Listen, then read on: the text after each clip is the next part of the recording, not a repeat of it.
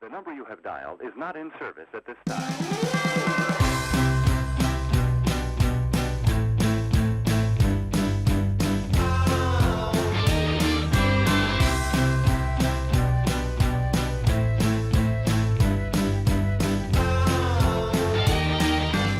Welcome to Spotlight on the Arts. I'm Patrick Cristiano, your host, the publisher of TheaterLife.com, a website for theater buffs in New York City and the Hamptons. And I have a really special guest today, Iris Smyles, an author who has written Dating Tips for the Unemployed, Iris Has Free Time, The Naked Woman, and this summer she had a social column for the East Hampton Star called Sheets to the Wind. Iris, thank you so much for coming. Oh, thank you for having me. Oh, I'm so excited to have you. It's really cool. You're a fresh new talent. Yeah, somewhat fresh. I mean, I was just, sorry, I went into a zone thinking about, yeah, I mean, relatively Where do you fresh. go when you go in a zone like that? I was just, thinking about produce. Produce? And wondering. Are you hungry? No, I was just cook? in terms of fresh. And so thinking like how long I've been off the vine and how long I'll stay. Just, I went to the supermarket. That's the zone I went into. And does that happen to you often? No, just now. Because I said you were fresh? Yeah, so I was just verifying. Oh, I got it. Yeah, That's okay. cute. That's cute. So how was it writing a column for the Star? Oh, well, that was really fun, actually. It was my first time, I freelance generally, so it was my first time working at a newspaper regularly. I've published in newspapers, but this was the first time that I got to actually go to the weekly editorial meetings, which was thrilling, and hear about all of the local news, like scandals with the lifeguards, and at the town board meetings. And the East Hampton Star is a wonderful old paper, so it's beautiful. It was a thrill to be a part of it. So, and I got to do all these interesting things. And you met a lot of interesting people. I didn't go into all the interesting events of the summer, too? Yeah, I did. Did you get like carte blanche to go to whatever you wanted? Yes, except the thing is I'm not, it's sort of ironic that I ended up writing a column about parties because I don't really like to go out. So I had to get over that a little bit, and then a column about talking to people, because my natural instinct is when I see people is to walk away. I mean, I like people, but I get a little shy. So are you an introspector? I'm an introvert. So I had to get over that. So I had to act like an extrovert, which because is, I'm an introvert too, believe it or not. okay. It's a wonder that we're even sitting together. No, but you cultivate their skills, and you cultivate right. them. I You mean, pretend like you're an extrovert. You learn how to be extroverted in the moment. That doesn't make Right. you an extrovert as your center. You still, because when I go to a party, I can understand, I'm tired afterwards. Yeah. Because you had to work hard to be an extrovert for the moment. So it takes a little downtime, a little recovery time. But I had a wonderful time. I met some interesting people, and I really wanted to get more involved in the community, and so that was a great way to do it. I think one of my favorite events was the Star Island Shark Tournament. I got to go shark fishing. That one I didn't even know about. Yeah, that's fun. Where do they go shark fishing from? Well, they go out. They start off at Montauk Point. Is that what it's called? They race out at 6 a.m. And then they go out in deep waters, and they get sharks, and then they bring them in and weigh them. It's pretty grisly. I didn't catch any sharks. I did catch a cluster of mussels. And a couple of porgies, but what was really nice was meeting all of the people and just being a part of the whole community. Yeah, it was. Did this come about because you were an artist in residency at Guildhall? Is this how that happened, or the column, you mean? Yeah. Well, I suppose so. Yes. When I was an artist in residence. That was 2016. That was 2016. And it was there that I met David Rattray, who is the editor and publisher of the East Hampton Star. And so I had done a little work with the Star before. I was the fiction editor of their East magazine for a couple seasons. Oh, so you worked with them a little bit before. Yes, and then I decided to pull back from that in order to focus on my own writing. And when more. you came to the artist in residency program, did you have a book? Did you have something you were working on then? What were you working on? I was finishing this. Dating Dating tips for the unemployed. I was just kind of preparing that for publication. So you finished it that summer that you were here as an artist in residency? Well, it was finished already, but I was, I guess, sending proofs back. Yeah, and then it came out a few months later. You were making it more perfect. That's right. Yeah, or less perfect. So, you know, you've got so much to talk about that I'm concerned about the time. Let's launch into Iris Has Free Time. This is a promotional piece for your book, Iris Has Free Time. And let me, before we launch into, let's show the film first.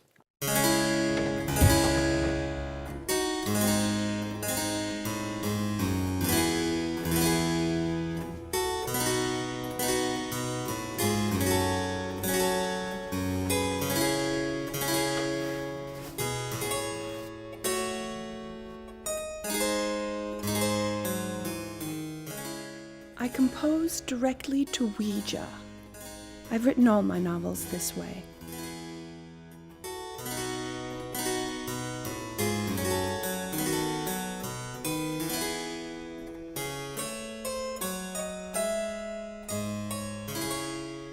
When did I know I wanted to be a writer? When does a bird know it wants to be a bird? I was born in the Democratic Republic of Farania. Hence the foreign accent. My parents emigrated when I was 8. Growing up, I was teased mercilessly over my accent and Chanel suits.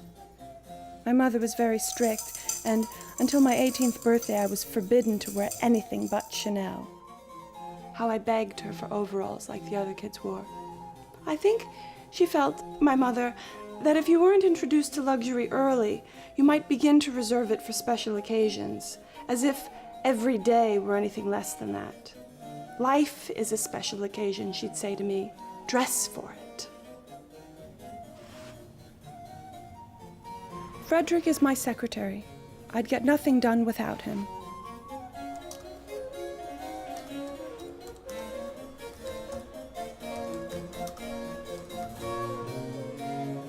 This is me at 16.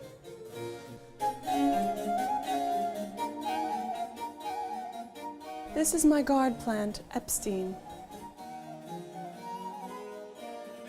I try to keep him always a bit thirsty. It makes him more ferocious.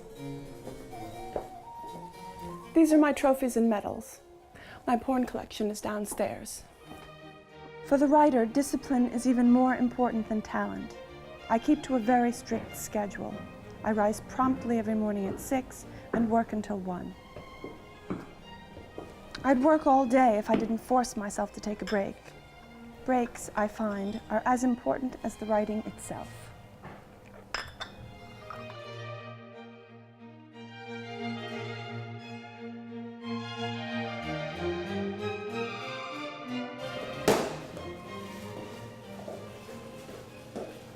I lunch at 3. After lunch, we dance. Frederick's a bit younger than I, but we could both use the exercise.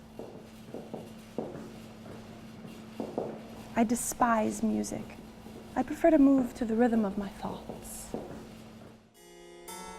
It is never a good idea to read one's reviews.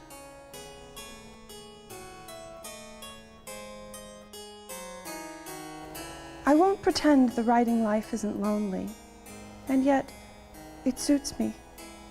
One must resist the trivialities and superficialities, the internet, the Facebook, the TV, the Google, the Twitter, and so forth.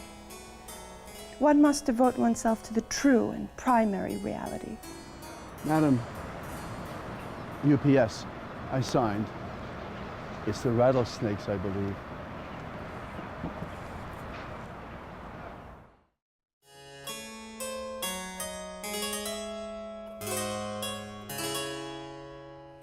It makes me giggle, makes me laugh. I just think it's wonderful. I love it. Oh, I'm so glad. Now, did you do this just as to promote your book? After? I made this with the filmmaker Michael Almereyda. I wrote it, and he directed it, and it was made to promote Iris Has Free Time, and but I think that I would like to continue and maybe make a little series and do further adventures of Iris Smyles, the authoress, and her secretary Frederick Tutton, who is, by the way, a noted author. So that's sort of the little Sunset Boulevard irony, is that Frederick Tutton is this very highly esteemed author and my mentor, actually. Wow. But he plays my secretary, so we joke about that. Oh, that's cute. I want to read a couple of the quotes, praise for Iris Has Free Time. This is from Diane Keaton. Iris Has Free Time is a hilarious, lyrical, and wise book about youth.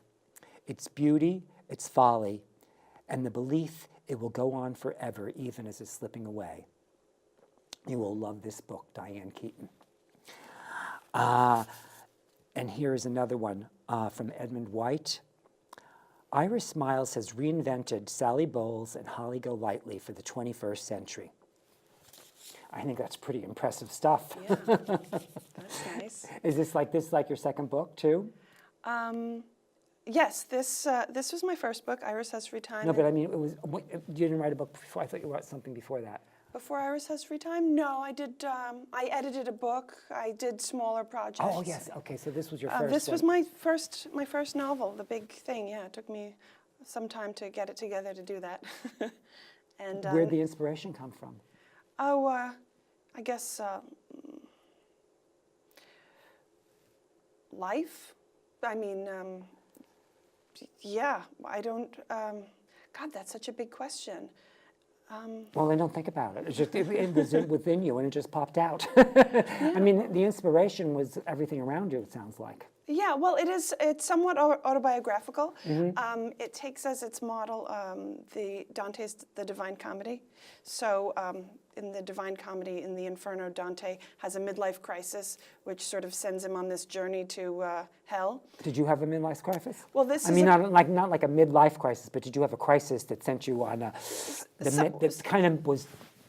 Well, the character, Iris, who shares my name, has a sort of quarter-life crisis. And so this is her half fictional, half real journey. Because what was her crisis?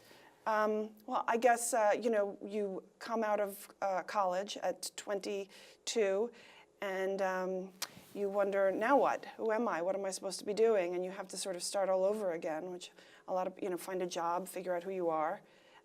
Suddenly the whole world reverses. Up until that point, I mean, people always criticize, I think, young people for their entitlement, but I think that life is you start out entitled. I mean, you're born and you're literally being fed and cleaned. You start out with servants, and then as you go along, you just get more and more, independent. Yeah, all of a sudden, you have to feed yourself and everything. And so it can be a rude awakening, especially, if you're I keep saying, when you're in school and in high school and everything, you have all of these teachers. They're all concerned with your potential and bringing your voice out and developing your mind. And then all of a sudden you graduate and you say, I'm here, everyone, and nobody cares. And there's no room for you in the world, and you kind of have to make your way and figure out, how do I join the world? And it's not about me, but the world exists already. And I think that people, there's a little bit of an adjustment there. Some people go through it earlier and some people later, but finally there's always that little adjustment. But some people don't ever make the adjustment. Yeah, I think that's really what growing up is. That's why you have sometimes people who are 50, 60, 70, and they're still sort of childish. Not childlike, which is different. Childlike is a wonderful... You're not talking about the guy in the White House, right? Well, I don't want to. I'm joking. I don't want to touch. I don't want to touch that, only because it's just so. It goes down a terrible hole. But Yeah, I think that how we actually grow up, or if we grow up, is a really interesting question. And what's the difference between childhood and adulthood? It's obviously not an arbitrary year, but it's a different way of thinking and acting and seeing yourself in relationship to the world and seeing the world. That's kind of what Iris Has Free Time is about. I think one of the really important, one of the ways that I distinguish childhood from adulthood is how we relate to time. And so a young person is kind of an aristocrat in terms of time. I mean, we all have, time is a limited thing, right? Yeah. But a young person feels that they have just infinite time, so much time that they can just waste it. Yes, because there's all this stuff that they'll do in the future.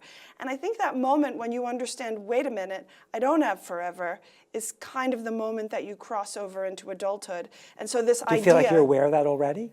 I am, certainly. I definitely reached that point that You know you have limited time. yes, I feel it a lot, and I feel like I'm sort of chasing after it to sort of... To fill it, or to make sure you... to do all of the things that I want to do, and to have, to Do you have a bucket list? have the time be valuable. Do you have a bucket list of things you want to do? I don't know if it could... I think Be it's called much a more than a bucket. Yes, I understand. I totally I understand. mean, the idea, that would be a whole other thing, to just limit it to one bucket. But You know, our yeah. time goes so fast, and I want to talk a little bit about your other book, and I want to show this. Okay. But we have another film that you made.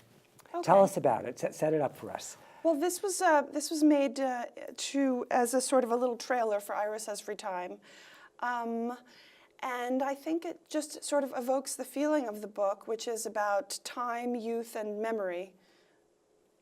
Okay, let's have this. This is a little trailer for Iris Has Free Time.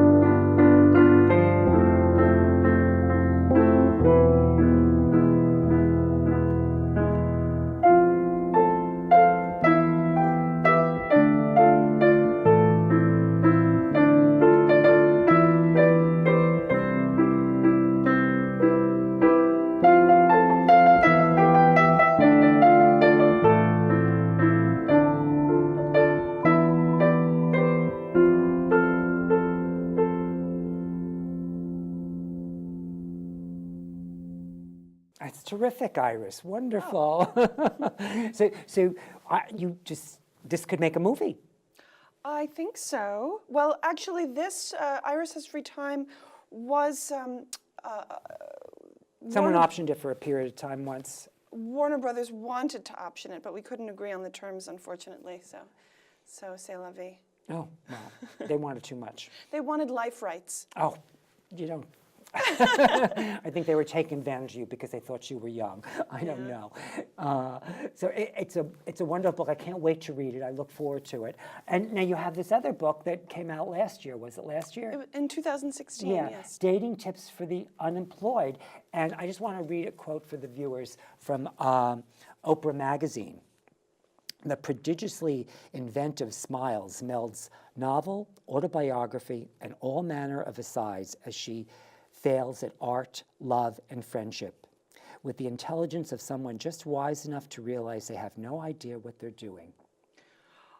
One thing is that I think she said flails instead of fails, which is just Thank you. slightly different. It's a big difference. Yes. Because it sounds really like, gee, who wants to read something about someone who's failing at everything? Yes, let's, because As sort of to get- we all know that failing. Although there's plenty, I mean, you could make a case that I think Flailing, that I am sort of like, if I'm an expert on anything, it is failure, and that's where I excel. That's sort of what the books are about. So it's not totally. I know flailing is really what it's about. There's some success, but yeah, I do think yeah. No, and I mean it's a really key word because flailing is what the whole humor of the book is Right. about. So thank you. So tell us what. Now, did you have an inspiration for this one, or just was gonna? Well, Dating Tips for the Unemployed was written as an informal companion book to Iris Has Free Time. But what I meant was, did you have? How do I say this? Experience with flailing. Yeah, I mean, are these really your experiences? Are they imaginary, or are they fantasies? Are they exaggerations? Or are they a little of all of it? They're a little of all. One of the themes in both books is sort of blurring the line between reality and fiction, and so I wanted to play with that. And the reason for that is that the books are largely about self-discovery and about, with that, the lies that we tell to other people, the lies we tell to ourselves, and the way that as we grow up we continue to revise our own stories. Oh, wow. And the way that we see ourselves changes the way that we act going forward. So, yes, so it's a little bit, probably the things that, when you read it, the things that you imagine actually happened to me probably didn't, and the things that you think definitely didn't happen to me probably did. And that's how I like it. I love it. That's terrific. So what? This is not about the book. This is about looking at the world. Mm-hmm. Why do you think some people do that process, stop and look and evaluate their behavior and change things accordingly, and other people don't? Well, I think we all do, but you think everybody does do that? To a degree, but we're not necessarily conscious of it. We're not necessarily conscious of the stories that we tell ourselves. One of the reasons that Dating Tips, this book has features, with that why I have dating tips, and dating is a part of it, or relationships, because sometimes when we're in a relationship, we tell another person about ourselves, and we kind of find out a little bit what we actually think, or what we're either pretending to be or who we think we actually are, in sort of putting ourselves on display. Mm-hmm. And so you believe too that it's only in the moment of sharing with another human being that you actually discover what is real for you? Not only, but that's one way. That's one way we. Because you made the example of when you were talking to the. Yes, I think that's one. That's one way we learn about ourselves. But there's Because personally, I believe you have to interact with another person to hear yourself. And when you hear yourself, you then know what is really true. And if you keep it all in your head, I think it goes around and around and you don't ever hear the truth. I think that's interesting, and I think that's true. And that's one of the things that I discover in writing. And the character is a writer. Because as she begins to write some of her stories down, she realizes that what she thought is not necessarily what she thinks. That's writing it down is has the same impact of saying it in front of someone in that same kind of way. Yes. Yeah. Yes, I agree, because you're now, but you are confronting someone else. You're in yourself, right? Right. Well, I definitely find in my writing, like even writing this column this summer, that sometimes I set out and I have a particular story in mind, what I believe happened and what I believe I think about what happened, and then when I write it, I discover that that there's a separate there's a separation. There's a different kind of insight. Maybe because part of me, I think, in life, I'm sort of compulsively, I want very much to be liked, obsessively. And you know, I'm sort of insecure, and I want to be nice, and I don't want to hurt anyone's feelings. And so I guess I sort of unconsciously edit myself for good.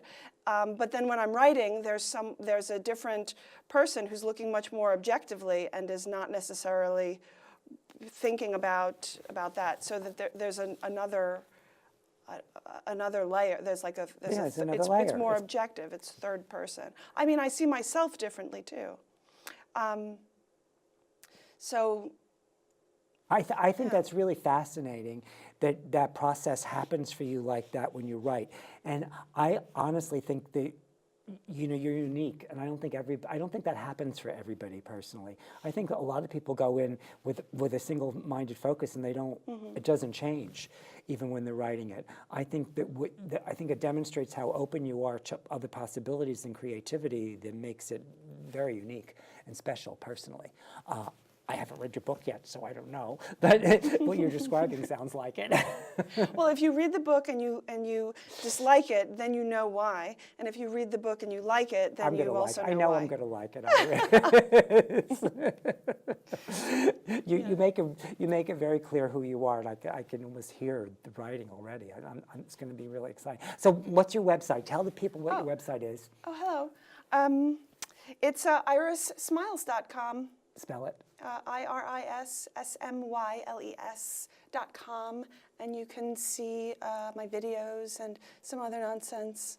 Or and write to me. If you want to share Iris, and besides just our show, you go to her website and you can see all those kinds of things. So do you have a new project that you're starting on yet? Yes, I've just left off the summer column for the Star in order to work on my new novel, and I've just completed a volume. What's the new novel? It's not finished yet. I mean, what's the name? Does it have a name, a title? It does, but I may change it, so I don't want to. Superstitiously, I won't talk about it. But I have completed a volume, a book of light verse, of poetry called Stepping in Love. Okay, you're going to have to come back, and we're going to have to talk about poetry, because I meant to hit poetry, and we didn't get to it, and we're out of time. Okay, well, thank you.